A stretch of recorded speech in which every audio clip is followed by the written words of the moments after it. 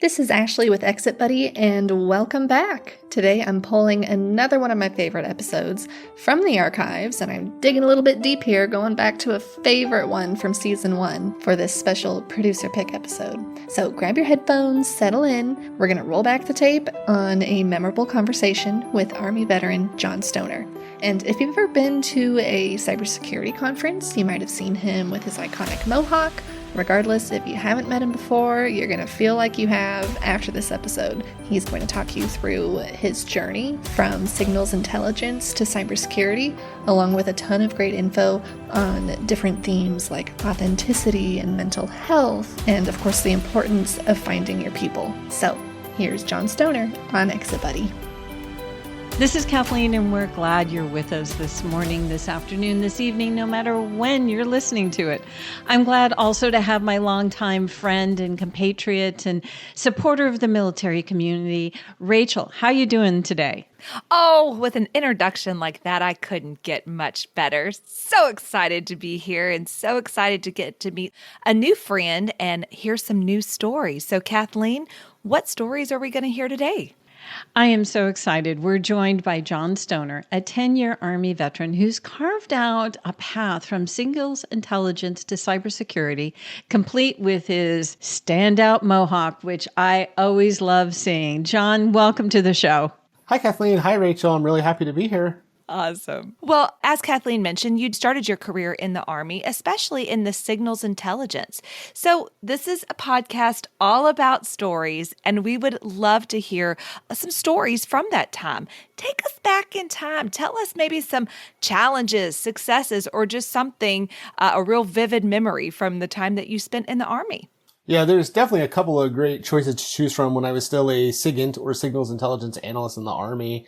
I mean, one of the really interesting things about my career is I got to serve with the Canadian Armed Forces out of Ottawa as my last duty station. And that was actually a by name request from the director of NSA to go up there and fill this new slot. The Army didn't have any folks up there, so there was a handful of U.S. naval folks. Those positions had been established since the end of World War II. So it was just a very unique experience to go up there and do a lot of really important work that was still supporting Operation Enduring Freedom, so the war in Afghanistan during that time. Ottawa was amazing. I'm not sure I love the 12 feet of snow the first winter we got. The pictures are pretty incredible from that time period. And apparently at negative 40, Celsius and Fahrenheit are the same again, which is a great fact. I'm not sure you want to live through that. So that was one of the really cool things that I got to do. I also served in Afghanistan in Bagram. There are so many stories. One of the other really great ones is being able to navigate through NSA through the basement. And like once you have that figured out, you kind of like made it and you can avoid some of the crowds in the hallways. Amazingness. John, you were so great in your pre-call, and you mentioned that you thought you were going to go work at the NSA to continue supporting SIGINT mission after the military. But you know that best laid plans don't necessarily happen. So tell us how things took a turn and you had to pivot. Yeah, I'm actually pretty happy to talk about the situation because I know that it does occur not infrequently. So when you are active duty military, you're only required to take the counterintelligence, the CI polygraph, in order to work these positions within the national intelligence structure.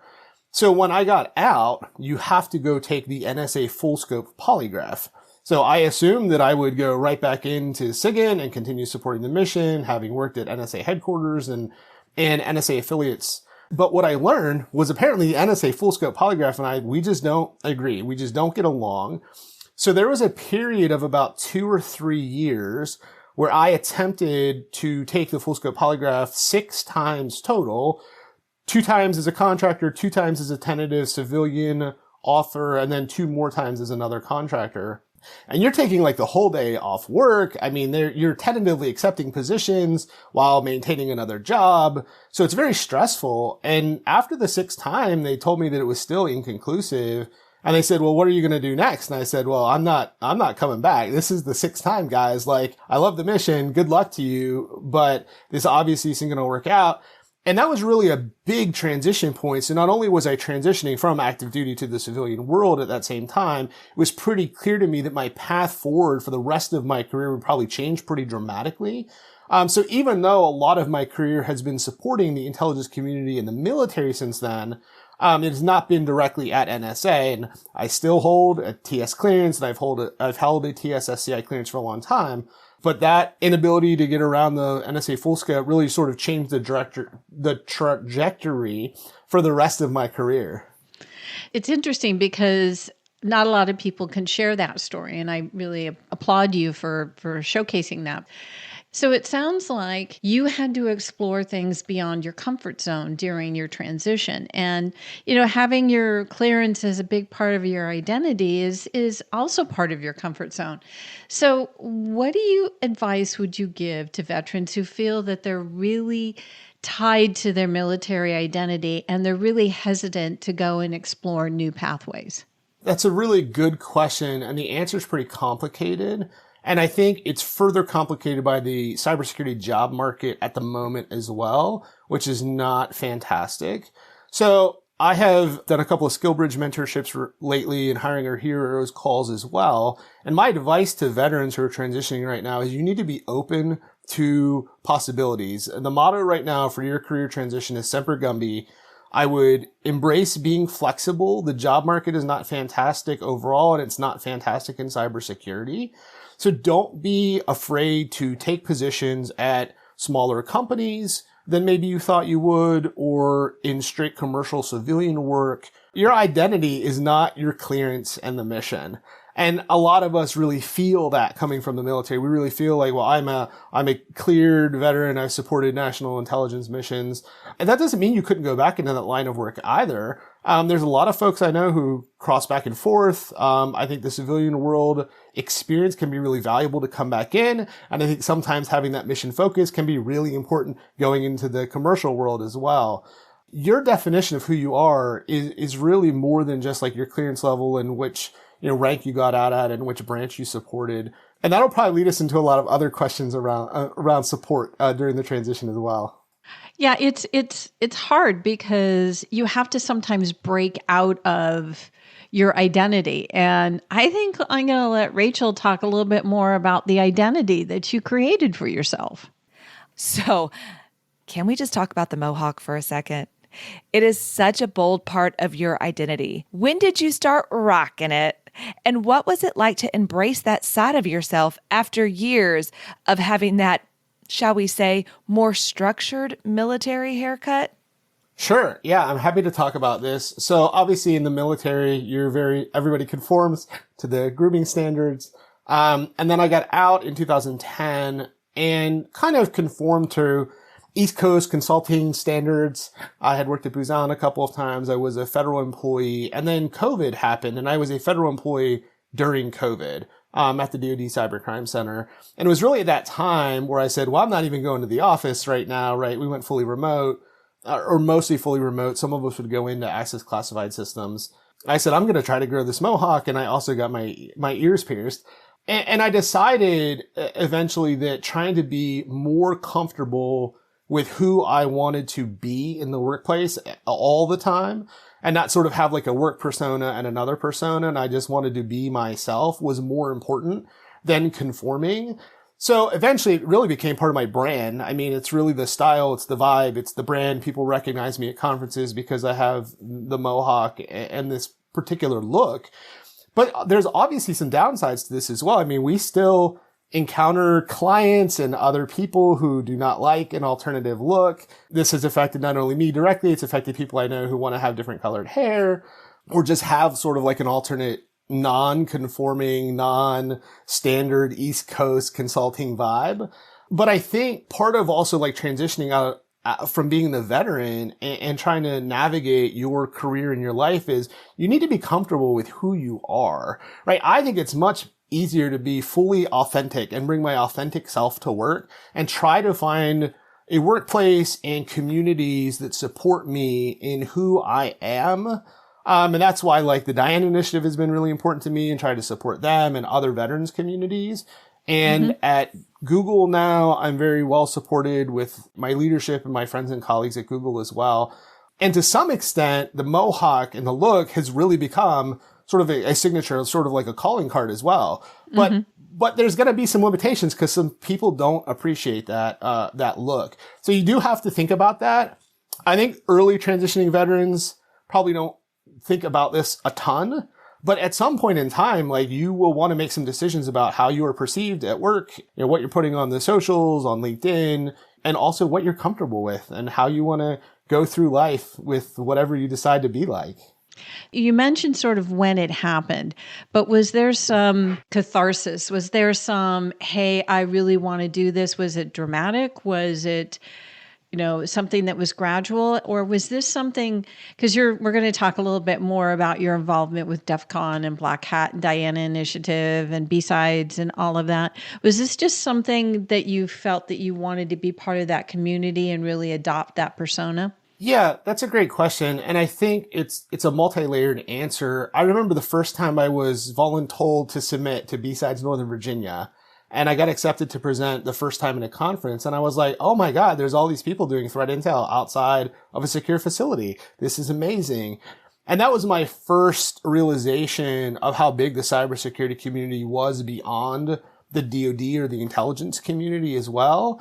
So I started to meet a lot of people within that community. I remember seeing someone going into the DISA building at Fort Meade who had a huge mohawk at one point. And I thought that was pretty interesting to see on the Fort Meade campus. And then the more I got involved with other groups, it was pretty clear to me that there was room to be your authentic person and bring your full authentic personality into the workforce, obviously in a professional manner. But I don't know if there was like one singular thing. What I do remember is at one point, I guess this is pretty important. At one point, I shaved the mohawk off. I wasn't sure I was going to be able to keep it. And I went to soccer practice, and one of the kids had been wanting to come see my mohawk, and I had shaved it off. And this little kid was like so disappointed that I didn't have the mohawk. And I pretty much had known the day after I shaved it off that it was going to come back. And so like, it was a pretty big realization that like, that was the wrong decision to go back. And I do want the mohawk. And I've kind of embraced it. But yeah, I guess at this point, it's a little bit like my calling card. And you still don't see a lot of people in sort of like federal or SLED or the intel that really have sort of a non-conforming image. It's still pretty rare. So I am also quite comfortable in my career at this point to just move ahead with who I am. I love it. And I love any conversation that revolves around hair. So this has been fantastic all the way around. So just to take it a layer deeper, so we talked a little bit about just that authentic self. And after leaving the Army, I'm sure you took many different paths, things to try to find joy, different roles, different color mohawks, if you will. But do you recall a moment when you realized kind of that light bulb went off that said, this is my true passion and this is what I was meant to do? Yeah, that's a pretty interesting question as well, because I think the world has changed quite a lot from the 80s or 90s, where a lot of people really identified with where they worked. They were going to work at that company for a really long time. There was a retirement plan. And if somebody worked at one of the big defense industrial base companies, they were probably going to stay there for a long time. I think that's really dramatically changed. I have changed jobs every 2.5 to 3.5 years since I've got out. I have been at Booz Allen 3 times. I'm a 2-time comeback kid at that organization, but I've been a government civilian as well. And, now I'm at one of the big FANG companies. And what I tell people is like, you're connecting who you are is not necessarily where you work. And it's sort of more like your job, your career stability, your brand, your presence. If you're managing all of that and doing really good work, you're going to build the reputation as well, right? So in this age of contracts ending and people getting lack of work letters and RTOs and layoffs and restructuring, the reality is it's unlikely people nowadays are going to work 10 years at the same company for a really long time. I think we're really starting to see the end of that. So a lot of this is all tied up in amongst all of the realities we face right now in cybersecurity. And with being a veteran that has transitioned out, whether you served a short period of time or whether you retired. So I think like the supporting communities, whether it's an online community, an in-person community, the Legion, I'm the vice chairman of VetSec. There are cybersecurity focused communities that aren't focused on veterans that a lot of people could join. There's women focused cybersecurity communities for our women veterans. I think finding your people and your support networks, and it's kind of hard to find like that definitive, like I know who I am. And really for me, what's interesting is I think I get the most value back of all the things I do that really aren't work. It's the supporting the local B-Sides conferences, or giving a Sky Talks talk, or spending a half an hour to mentor someone, or taking time to look at a veteran's resume. That's the stuff I think where I really am impactful in supporting other people in the community. And obviously I try to do a good job at work as well, but sometimes that's work. That's paying the bills and making sure I have healthcare insurance. And sometimes the real fulfillment is the other things I do around the community that is actually really important. And I think that those are really great things to say, because I know that when I was still part of B-Sides Las Vegas, I sort of made sure we had a transitioning veterans program, and Black Hat has a really great transitioning veterans program. Many programs do, because I think, and this isn't a question we talked about before, but I'm going to go into a little bit deeper, is finding your tribe. You have a tribe in the military, and you sort of know where you fit in rank, and you know where you fit in at the mess hall, and you know that.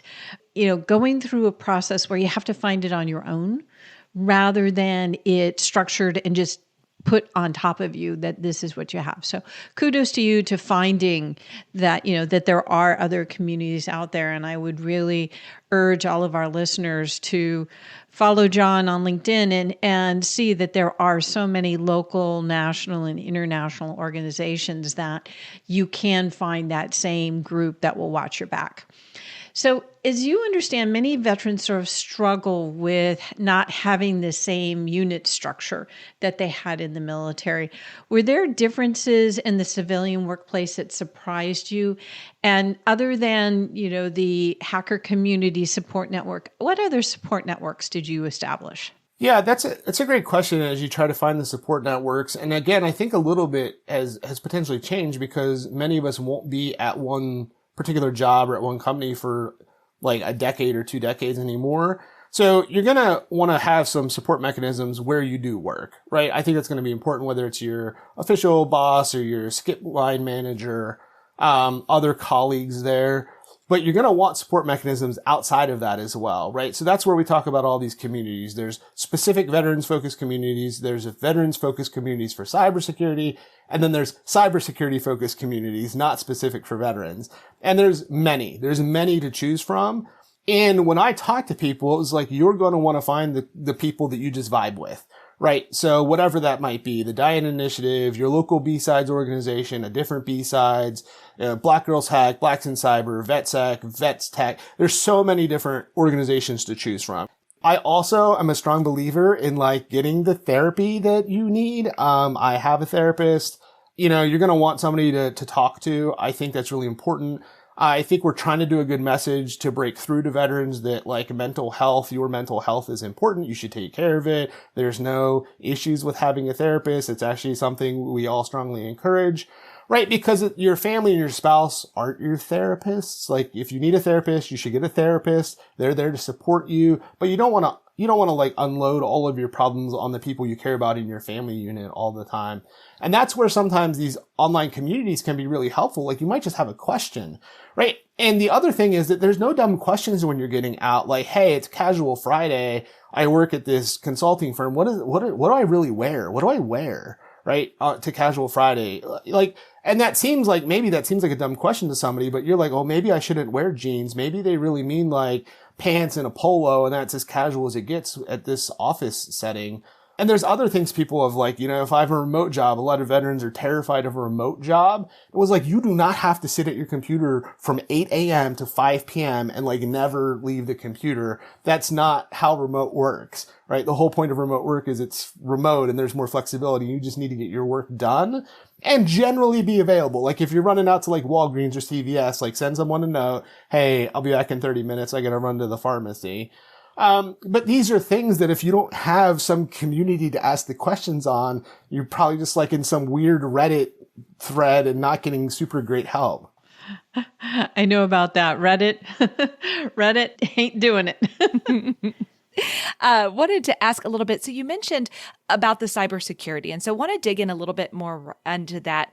particular realm of you and all things about you, Stoner, let's talk about your cybersecurity career and experience. How have you been able to turn cyber chaos into clear, actionable strategy? Have you leveraged maybe some things that you learned in the military and transitioned those over into the corporate cybersecurity world? Certainly, I use skills from the military as I transitioned into the cybersecurity realm. The first thing I ended up doing was being a technical instructor. That was sort of during the time where I wasn't sure if I was going to eventually be able to pass the full scope polygraph and go back into a SIGINT role. So I ended up being a technical instructor. But a lot of that paired up with instructing I had done formally and informally in the military as well, right? We do a lot of training of the new soldiers that are coming in, a lot of SOPs to get them up to speed on how we wanted to do things, how reports were going to be written. So I had been an instructor before to some degree, and I had done quite a lot of training in the military. So that helped. And then from there, I sort of discovered threat intel, cyber threat intel, which really married up so many of the concepts we take from the intelligence community already.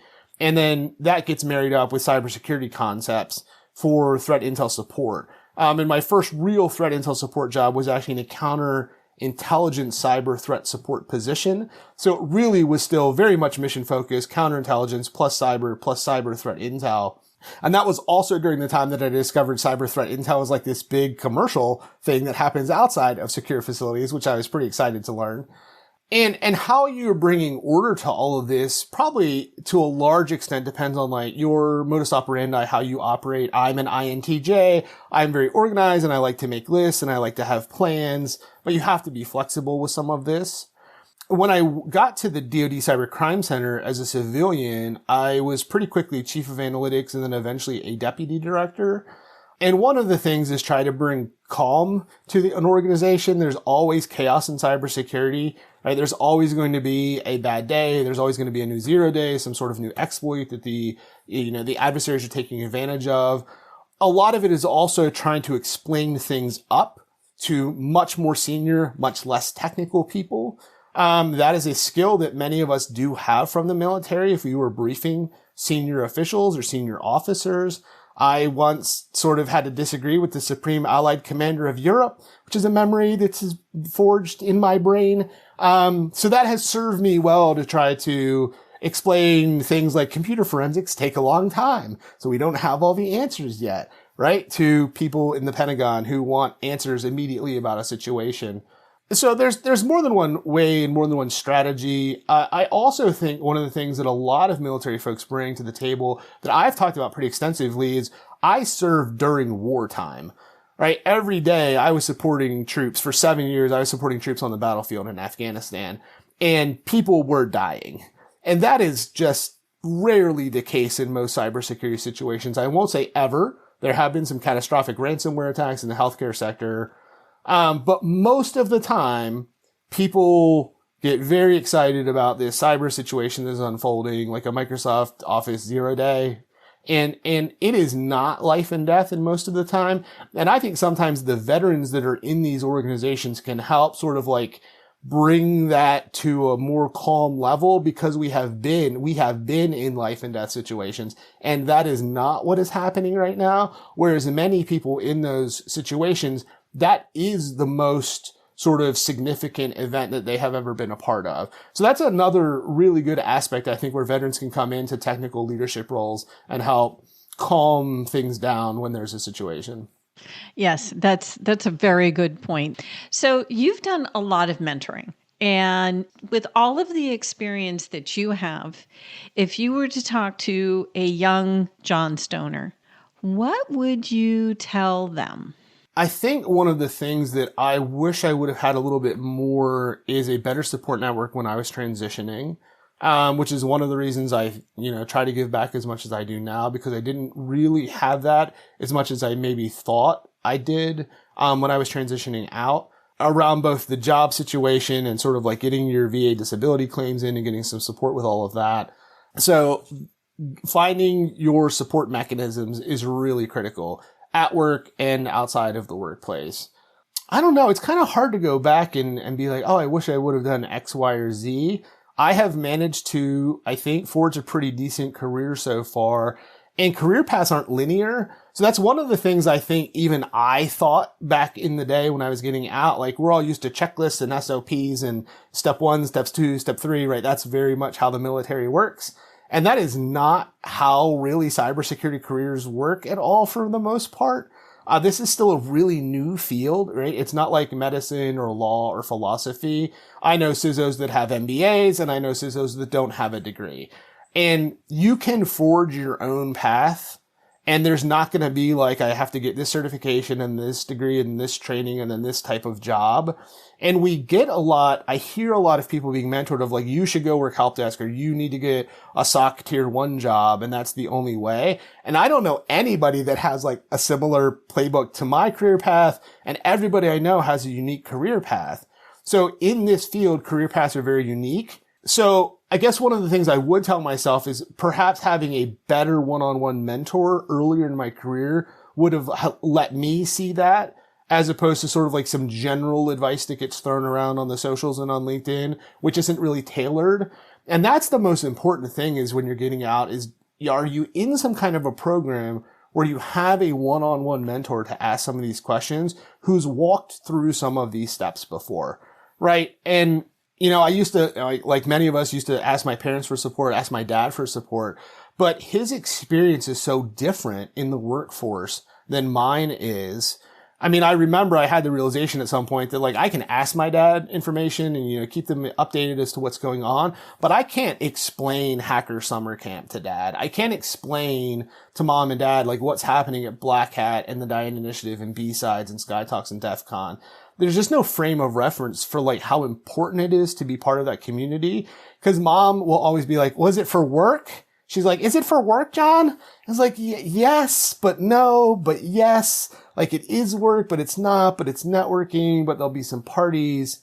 So having that one-on-one mentorship with someone in the industry, preferably a veteran, will help you during your transition quite a lot. John, this has been wonderful. Thank you so much for sharing your story, sharing your advice, and I look forward to seeing all the things that you do on LinkedIn. Well, thanks for having me on the podcast. I really appreciate being here and talking to you and Rachel today. Thank you, John. And thank you, listeners, for tuning in today. Sharing really is caring. So be sure to share this episode with your fellow Exit buddies. Make sure you also follow the show so you don't miss out on one single episode. Toodles! See you soon.